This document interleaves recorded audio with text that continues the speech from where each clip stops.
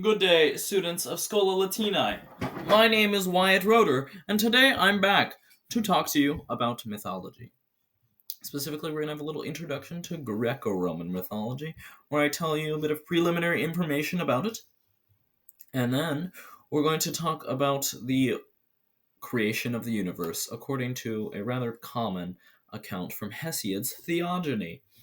So let's get started by talking about what mythology is in a bit more depth than I provided in the introduction video.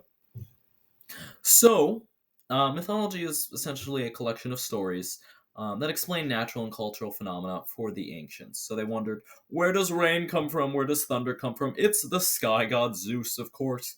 Why does the earth shake during earthquakes? It's because of Poseidon. Why do plants grow? It's probably some combination of agriculture and earth deities, they would say, um, and so on. And in that vein, they could sort of venerate certain gods and goddesses when they wanted to invoke a certain outcome. So, for example, if you wanted to have a fortuitous outlook in your sailing ventures, you could pray to the sea god Poseidon, or perhaps sacrifice him. And these sacrifices, most broadly, would probably be animals slaughtered at an altar, or they would pour libations, which were like drinks of milk and honey that would just kind of flow over the altar, and then you'd hope something interesting would happen, or something favorable, that is. At the same time, mythology established understandings of right and wrong. So beyond just like the deity veneration, you have kind of more self-contained stories about heroes and other such figures, and their individual stories would kind of like explain traditions in society, why they did certain things. Festivals, of course, were very important then, so they had various mythological stories explaining why the Olympic Games existed, where did the Nemean and Isthmian Games come from, etc. And at the same time, these stories would kind of indicate what is acceptable behavior in society and what's not cool to do. But at the same time, just to briefly state it, those stories have a lot of crazy stuff going on that is certainly not acceptable behavior. But in any case, they were very important to the ancient Greeks and Romans. Um, Mythology also gave groups distinct identities in that perhaps one city identified a lot with Hercules. In fact, a lot of cities did that. Or some other eponymous hero. In fact, a lot of the cities, the Greek cities at least, claimed that their city was simply named for a guy who did a lot of cool things and had that name of their city. Orchomenus comes to mind. Focus, perhaps. Megara, in some accounts, etc. Mythology also united people within a common mythological background. So at the same time, it could give people these distinct identities through these like specific traditions based on heroes or relationship with gods, but also the kind of common fabric of mythology that spread throughout the Greco-Roman world gave everybody somewhat of a unified identity. And then, in a similar vein, mythology facilitated claims to territory and rule. A common thing people would do is claim that the founder of their city or their ancestors simply sprung out of the earth. This is called being autochthonos, meaning you literally like are of the earth. You come straight out of the earth. The earth is yourself. And if you can kind of see where I'm going for here, if you could claim that an ancestor was like literally an earthborn inhabitant of the area you lay claim to, then logically you would have like a stronger claim to it than other people. So a lot of cities would basically argue about who the true founder of the city was or who the first inhabitant was, or they would say, no, my autochthonous ancestor came from there, no, it's actually mine, etc., etc.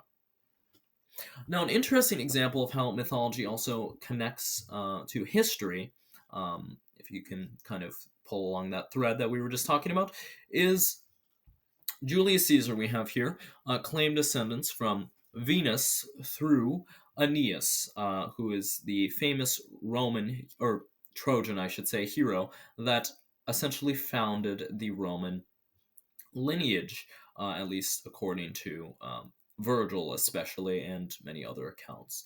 And you can kind of see how that's useful because if you want to become a very like powerful political figure, you might as well claim descendants directly from a deity that helps, and also at the same time Aeneas, who is a very, very, very famous Roman hero even before the Aeneid was written, which was actually after Caesar's time, in the time of his successor, we should say, Augustus, his nephew. And of course, Augustus also claimed relationship with Aeneas and others.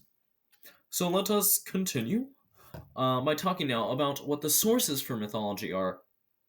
And we're going to start with kind of the earlier works that were written and passed. We have here the Iliad and Odyssey of Homer. And notably, these are orally transmitted works, meaning that though they are attributed to Homer, they actually have a very long tradition that is perhaps centuries old of being orally transmitted from bard to bard. So they would just like teach their descendants these songs, so to speak, and then those people would teach their descendants, etc., etc. And over time, it developed into what we now have as the Iliad and the Odyssey.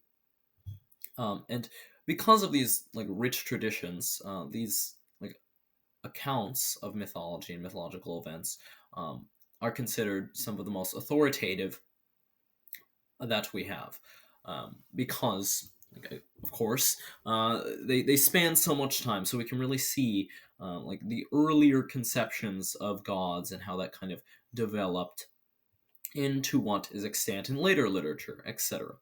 Homer also wrote hymns for specific deities, or at least hymns for deities are attributed to him. It's not certain that he wrote them, and that gives us a lot of information about like the main members of the Greek pantheon. That's Dionysus, Apollo, Zeus, Aphrodite. Hopefully, all of those have hymns, etc.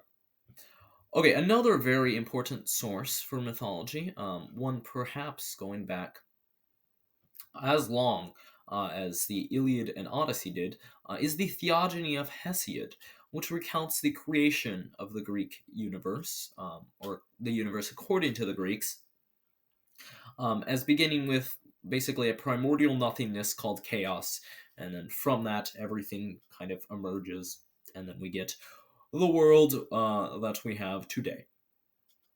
And then we also have the Greek tragedies, specifically those by Aeschylus, Sophocles, and Euripides. And these are quite old, though not as ancient as the Iliad, Odyssey, and Theogony, but they do have a lot of authority in the world of mythology because, like I talked about in the intro video, literature and mythology were very closely linked, and the subjects of these tragedies that were written by these people, of course, were basically entirely mythological as well. So they give us. So now we have some later works to talk about, specifically those by the Roman poets Ovid and Virgil. That is the Metamorphoses and Aeneid, respectively. So, like I talked about earlier, you have this character Aeneas, and he is the subject of the Aeneid, surprise, which is much like the Odyssey in that it is heavily based on Homeric content, though not Homeric, it's by Virgil. And it follows events that occur directly after the Trojan War. Instead of those related to Odysseus, though, it's now those of the Trojan hero Aeneas, who eventually ends up in Italy and founds what is the Roman race.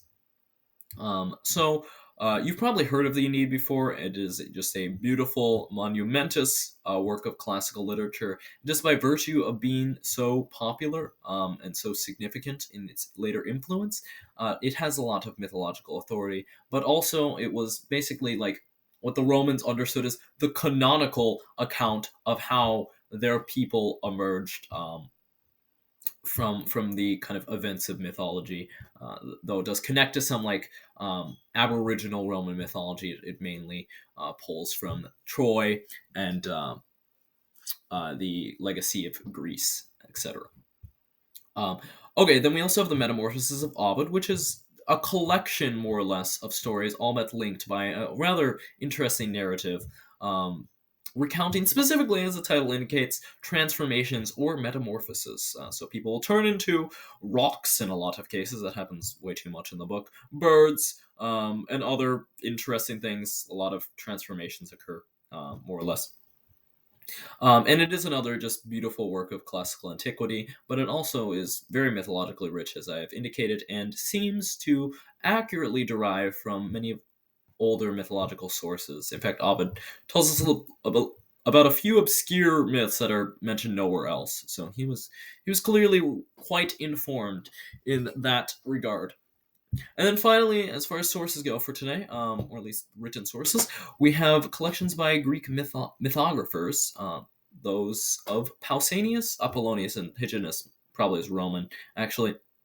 But basically, they just collected a bunch of stories, put them into books, and that tells us a lot about Greek and Roman mythology. Pausanias, funnily enough, he just walked around Greece and basically talked about everything he saw and then wrote it down in a book.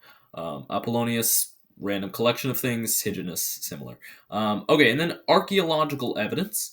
Of course, we can learn a lot from the temples and artifacts that the Romans and Greeks used in religious ceremonies and mythological worship, and such. So that is certainly a significant source as well. And that is actually going to be the end of this video. But please tune into the next one, where I will continue on, as mentioned, to talk about the chronology of Greek mythology and its beginnings, as recounted in Hesiod's Theogony. Goodbye!